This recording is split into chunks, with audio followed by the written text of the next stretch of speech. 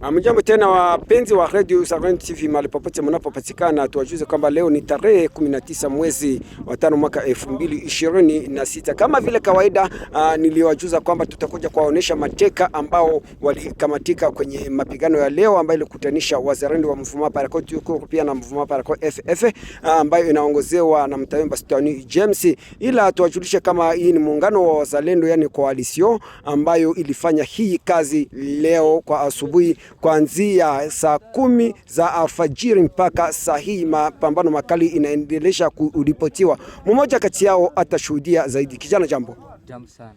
Kwa majina? Wizeye Grevis. Wizeye Grevis. Unazaliwa wapi? Nazaliwa Kongo.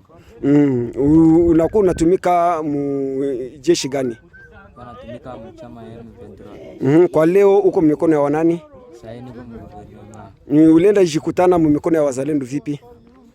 Nilikamatiwa mateka sababu ya vita. Ulikamatiwa sehemu gani? Nilikamatiwa miti mingi chini defense yenyewe na guiding miti mingi. Kwa sasa hapa unasimama kwenye defense eta majoro yenu ya miti mingi. Nini ilikusababisha ukamatiwe? Sababu ya vita. Sababu ya vita. Kwa leo message gani wala ujumbe gani ambazo unaweza kupatia wenzako ambao wanabakia huko kwenye chama ya M23? Ninaweza waambia hiyo sio chama kubakia ndani.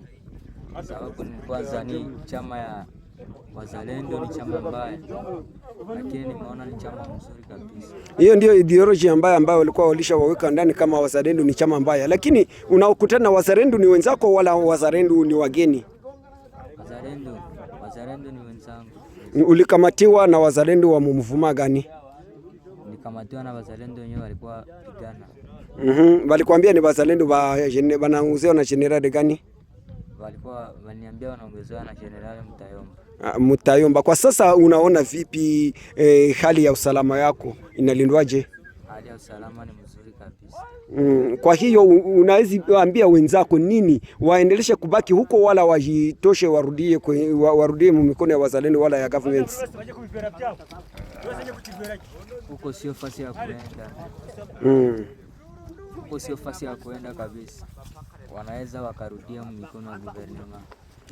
Uwiringiye Grevis anatoa ujumbe kwa wenzake akisema eti hiyo sio fasi ya kubakia huko kwenye wajambazi wa M23, yani wote wajitoshe warundie ku government wala kwenye mikono ya wazalendo, yani wazalendo wanatumika na government ya Kongo kusudi waangalie gisi wanaweza gomboa udongo wa Kongo, hususan hapa mashariki mwa Jamhuri ya Kidemokrasi ya Kongo. Mimi kwa majina unite MG5, ukipenda ungana nati hata ututafutie kwenye namba zifuatazo 089 11 25 002. Hata support yako tutaipata vyepesi.